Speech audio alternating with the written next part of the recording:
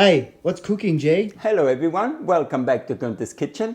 Today we're making hot cross buns. It's nearly Easter, a few weeks to go, but the hot cross buns have been in the supermarket just after Boxing Day, which is absolutely crazy. Anyway, we're making chocolate hot cross buns the healthy way. So enjoy hot cross buns without feeling guilty. Not that you have to feel guilty, but anyway, let's start. The ingredients you need is plain flour, sugar, protein powder, you need a spice mix, you need some dry yeast or you can use fresh yeast, yogurt, some lukewarm milk, dark chocolate buttons, sourdough if you've got, otherwise just leave it out, and some butter. So what we do is, first thing is we use our milk and we add our yeast and we add our sugar. And then just we let it mix up. And we also add our sourdough. We add 20 grams of sourdough or 1 teaspoon. And the rest goes in the fridge. And we let it sit for about 5 to 10 minutes. Probably 5 minutes will be enough until the yeast starts to activate. Okay, as you can see, it's nice frothy on top now. So now we can start. We put, as always, all our wet ingredients in first. Then our yogurt, our butter. Then we add our protein powder, we add our spices and salt, of course, and 1 egg. And then we add our flour, just plain all-purpose flour. And we let that run. We let it run on slow until everything has mixed in. And then we increase the speed. Now slowly we can increase the speed. And then we let it run until the dough comes loose from the bowl. So now it has run for 5 minutes on high. Now we put it down to low and we add our chocolate. So as you can see, the dough has all come loose from the edge. Now it's time to take it out and put it back in our glass bowl. Wet your hands and you easily will get it off the hook. It's a beautiful dough, beautiful consistency. And then we just take our card and we take it up. As you can see, beautiful dough.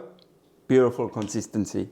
So now we just put a little bit of flour around it, cover it with Glad wrap and let it sit for half an hour so it can rise.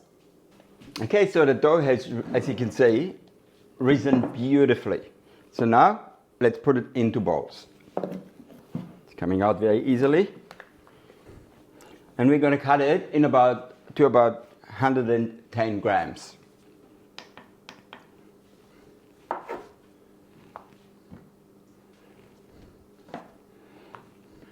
Okay, so now we're rolling them like this, outside, from the inside to the outside. Yeah, so like this. Put them on the bench and then keep rolling them. And then you get a nice down the bottom. And then we put in 3 like this and 4 the other way. Okay, again, same. Pull. It's a very nice dough. It's very elastic, very silky. And again, they're all rolled nicely. The important part is when you roll them like this, you don't have too much flour on the bench. Otherwise, it doesn't sort of stick to the flour, to the bench, and it doesn't give you the shape down the bottom. All right. So now I've got a nice dish here. I put some paper down the bottom, sprayed it with oil spray. Now we're going to put 3 this way and we're gonna put 4 the other way. Okay, like that, 12 in there. Now we cover it with clay trap, then we let it rest for about half an hour or until they have doubled in size. So while the dough is rising, we make our paste for the cross.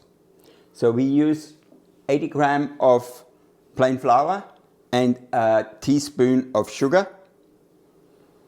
We use 80 ml of cold water, and we use a splash of olive oil.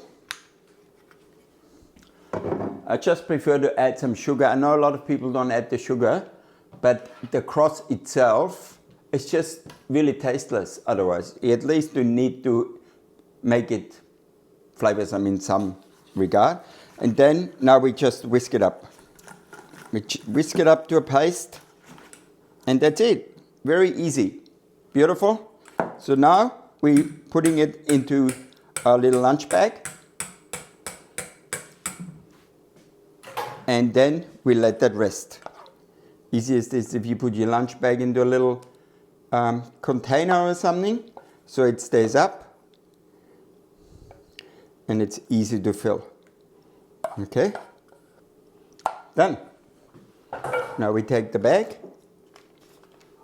make sure it's all on the bottom. We squeeze the air out and we snap lock it. Beautifully risen. So now we're going to put the cross on. We have our lunch bag, and as I said, we're going to cut a little corner, and then we start squeezing from my left to my right. We go down, up and down again. They have beautifully risen. We've done the cross, very nice. Now we put them in the oven. 170 for 7 minutes, not fan forced, and then we turn it to fan forced for another 5 minutes. 22 minutes all up. Okay, so right on 22 minutes. Let's take them out.